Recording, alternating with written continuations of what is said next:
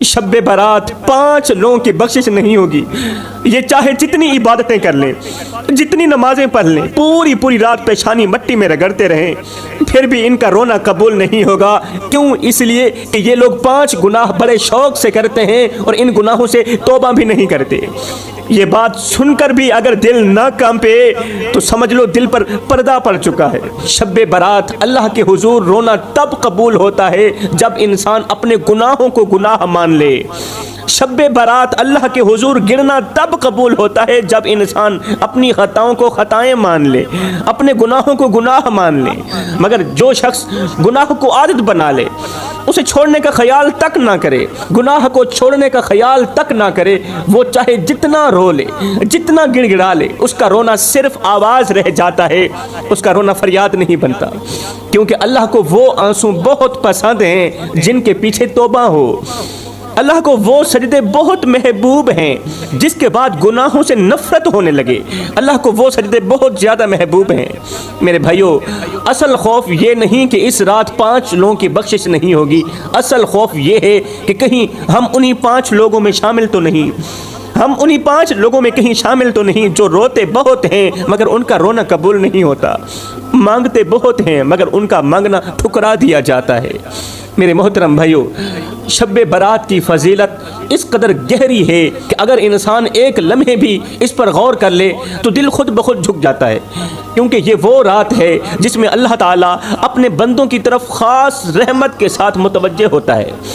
अल्लाह का फरमान है कि वो अपने बंदों के हाल जानता है, उनके दिलों के भेद देखता है, उनकी नीयतों को परखता है। अल्लाह ताला अपने बंदों की नीयतों को परखता है और जिसके दिल में सच्चाई हो उसके लिए माफ़ी के दरवाजे खोल देता है। इस रात अल्लाह ताला अपनी रहमत को आम फरमा देता है। आसमान से ज़मीन तक मग़फ़िरत का ऐलान होता है और बेशुमार गुनहगार सिर्फ एक सच्ची निदामत पर मुआफ़ कर दिए जाते हैं। बेशुमार गुनहगार एक आंसू पर मुआफ़ कर दिए जाते हैं। इस रात आंसुओं की आवाज़ नहीं सुनी जाती बल्कि दिल के टूटने की गवाही ली जाती है। ये वो रात है जिसमें अल्लाह ताला बंदे से ये नहीं पूछता कि तूने कितना पढ़ा, कितनी इबादत की, बल्कि ये पूछता है कि तू कितना बदला, तेरे अंदर इनकलाब कितना आया, पिछले गुनाहों से तौबा की या नहीं की, आइंदा गुनाह करेगा या नहीं करेगा। शब बारात असल में इबादत की रात नहीं, ये हिसाब की रात है। कसम खुदा की, ये कोई ख़ास इबादत की रात नहीं, ये हिसाब की रात है जहाँ गुनाह गिने जाते हैं, नीयत तोली जाती है। इसलिए इस रात खामोशी बोलती है और शोर बेमुआनी हो जाता है। मेरे मोहतरम भाइयों, साथ ही साथ में अगर मैं पिछले गुजरे हुए नबियों और रसूलों का जिक्र करूं तो एक अजीब हकीकत सामने आती है। एक अजीब हकीकत सामने आती है कि इन सब की ज़िंदगियां हमें यही सिखाती हैं कि अल्लाह के करीब वही पहुंचा जाता है जो दिन रात रोता है। अल्लाह के करीब वही पहुंचता है जिसका सर अल्लाह के हुजूर झुक जाता है। हज़रत आदम अलैहिस्सलाम को देखे ना, उनकी कामयाबी का राज इबादत की कसरत नहीं बल्कि गलती मान लेना थी। हम तो गुनाह करते हैं, फिर गुनाह पर डट जाते हैं, फिर उसको सच्चा साबित करने की भरपूर कोशिश करते हैं कि हमने अच्छा किया, ठीक किया। हज़रत नूह अलैहिस्सलाम की निजात का सबब किश्ती नहीं थी बल्कि सब्र था, क्योंकि अल्लाह ताला सब्र करने वालों के साथ होता है। हज़रत इब्राहीम अलैहिस्सलाम को आग से इबादत ने नहीं बचाया बल्कि दिल की तौहीद ने बचाया। इबादत ने नहीं बचाया था, वो सिर्फ अल्लाह को मानते थे, अल्लाह पर यकीन रखते थे। उस यकीन ने हज़रत सैयदना इब्राहीम अलैहिस्सलाम को आग से बचा लिया। हज़रत यूसुफ अलैहिस्सलाम को तख्त इबादत से नहीं मिला बल्कि अपने किरदार से मिला। ये समझकर किसी ने यूसुफ को तख्त पर नहीं बिठाया था कि ये अल्लाह के नबी हैं, ये समझकर तख्त पर बिठाया गया कि आपका किरदार कैसा है। हज़रत मूसा अलैहिस्सलाम के लिए समंदर ने रास्ता नहीं छोड़ा बल्कि यकीन ने छोड़ा, अल्लाह पर कामिल यकीन था। हज़रत अय्यूब अलैहिस्सलाम की आज़माइश इबादत से नहीं टली बल्कि सब्र से टली। हज़रत यूनुस अलैहिस्सलाम एक अंधेरे से निकले, इसलिए नहीं कि वो नबी थे बल्कि इसलिए कि उन्होंने मान लिया कि गलती हो गई है, अल्लाह तू माफ़ करने वाला है।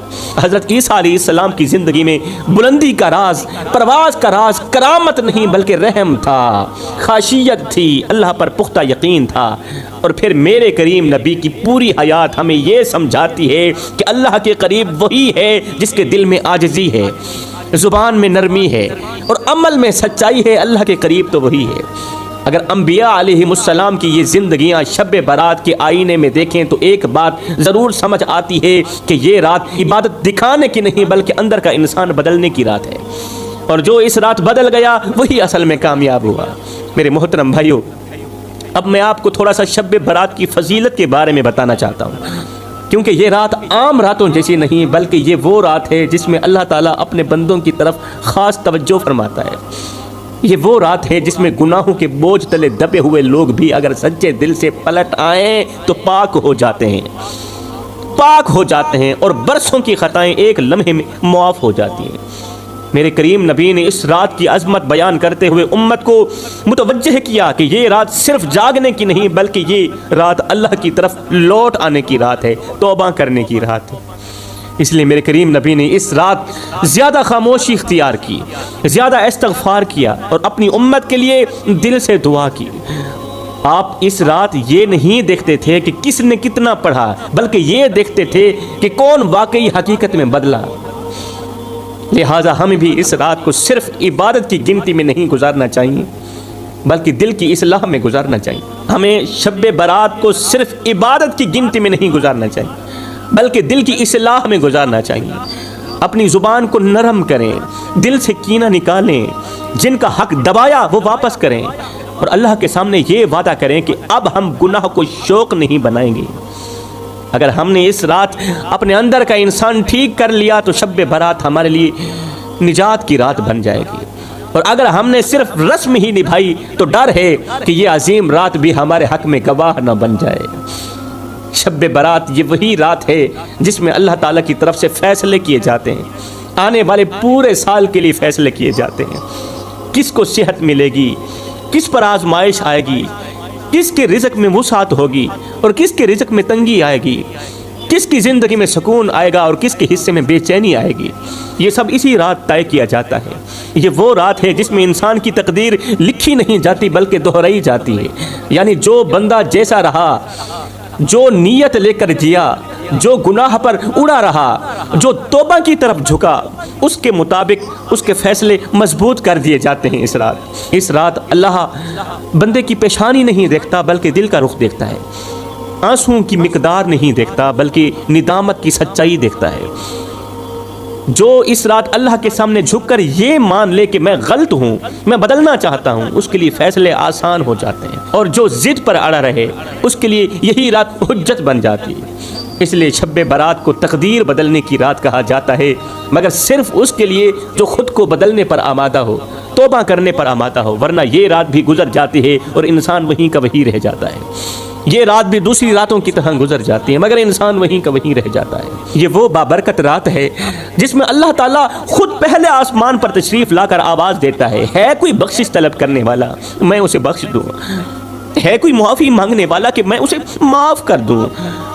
غفلت کی نیند میں سو جانے والوں، دنیا کے کاموں میں کھو جانے والوں، اپنے رب کو بھول جانے والوں، سن لو، کان کھول کر سن لو، تم اپنے رب کو بھول گئے ہو مگر تمہارا رب تمہیں نہیں بھولا۔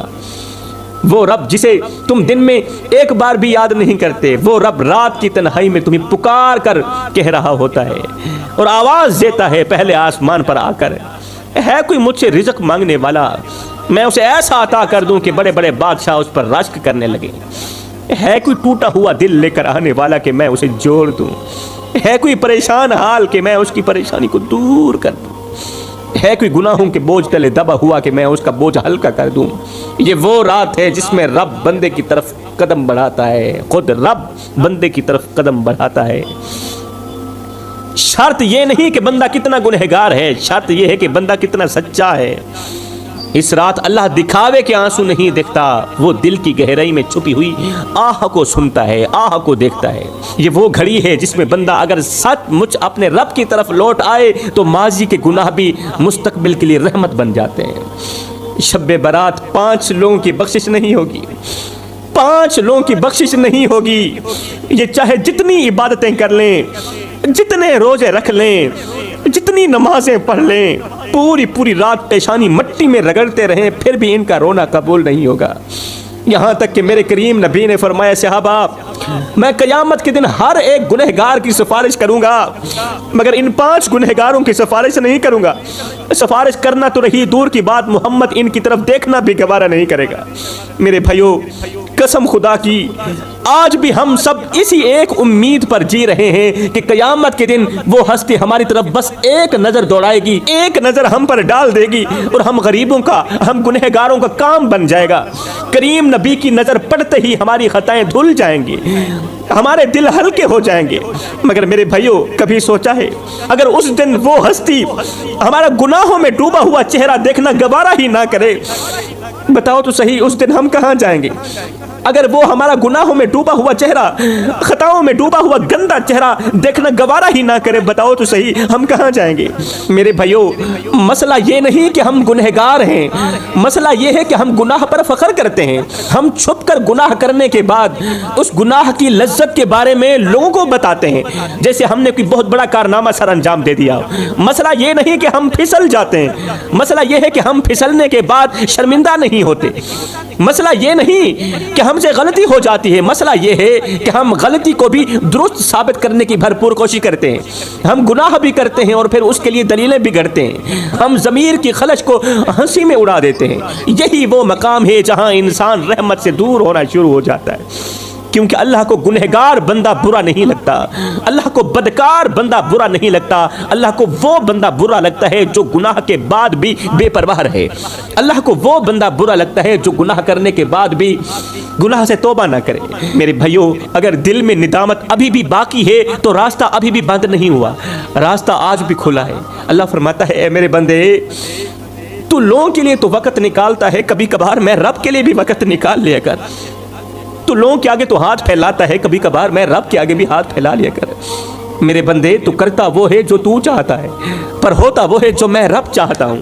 اے میرے بندے تو وہ کر جو میں چاہتا ہوں پھر ہوگا وہی جو تو چاہتا ہے. جس ہستی کی ایک نظر نجات کا دروازہ کھول دیتی ہے وہی ہستی فرما رہی ہے صحابہ قیامت کے دن ہر ایک گنہگار کی سفارش کروں گا مگر 5 لوگوں کی سفارش نہیں کروں گا. سفارش کرنا تو رہی دور کی بات، محمد ان کی طرف دیکھنا بھی گوارا نہیں کرے گا. صحابہ کرام نے عرض کی یا رسول اللہ سنیا وہ کون سے لوگ ہیں جن کی آپ قیامت کے دن سفارش نہیں کریں گے؟ تو میرے کریم نبی نے فرمایا پہلا وہ شخص جو ساری زندگی شراب پیتا رہا اور پھر شراب پیتے پیتے بغیر توبہ کے مر گیا. صحابہ گواہ رہنا کل قیامت کے دن محمد اس کی سفارش نہیں کرے گا. میرے بھائیو ایک لمحے کے لیے غور کرو، یہ گناہ صرف پیالے تک محدود نہیں رہتا، یہ آہستہ آہستہ انسان کی غیرت، حیا اور عقل سب چھین لیتا ہے. انسان کی عزت بھی چھین لیتا ہے، روند دیتا ہے، انسان کی غیرت بھی روند دیتا ہے. شرابی کے بچے باپ کے ہوتے ہوئے بھی یتیموں کی سی زندگی گزار رہے ہوتے ہیں. ارے اس بیٹی کا کیا قصور جس کے لیے لوگ رشتہ مانگنے نہیں آتے؟ اگر کوئی آ بھی جائے تو صاف صاف کہہ دیتا ہے کہ بھائی ہم اس لڑکی کو قبول نہیں کریں گے کیونکہ اس کا باپ شراب پیتا ہے. ہائے چاند جیسی خوبصورت بیٹی کی زندگی کو باپ کے نشے نے تباہ کر دیا. میرے بھائی کوئی حافظ کی ماں کہلاتی ہے، کوئی قاری کی ماں، کوئی حاجی کی ماں، کوئی غازی کی ماں. یہ بتا کہ تیری ماں کس کی ماں ہے؟ اور کہیں وہ شرابی کی ماں تو نہیں، کہیں وہ نشئی کی ماں تو نہیں، کہیں وہ بے نمازی کی ماں تو نہیں. اگر آج وہ شرابی کی ماں کہلائی جا رہی ہے تو تیری وجہ سے کہلائی جا رہی ہے. یہ نام اس نے خود نہیں چنا، یہ نام تو نے اسے دیا. ماں تو وہی تھی جس نے تجھے دودھ پلایا، جس نے تجھے پالا، سجدوں میں تیرے لیے دعائیں مانگی. مگر آج معاشرہ اسے تیرے گناہ کے نام سے پہچانتا ہے، آج معاشرہ اسے تیری شراب کے نام سے پہچانتا ہے کہ یہ شرابی کی ماں ہے. سوچ جب لوگ تیرے نام کے ساتھ تیری ماں کو یاد کرتے ہوں گے تو ماں کے دل پر کیا گزرتی ہوگی؟ جب کوئی تیری ماں کی طرف اشارہ کرتے ہوئے کہتا ہوگا کہ یہ شرابی کی ماں ہے، بتا تو صحیح اس وقت ماں کے دل پر کیا گزرتی ہوگی.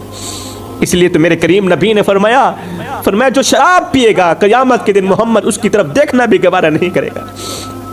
सहाबा किराम ने अर्ज की, या रसूल अल्लाह दूसरा कौन सा शख्स है, या रसूल अल्लाह दूसरा कौन सा शख्स है जिसकी आप क़यामत के दिन सिफारिश नहीं करेंगे।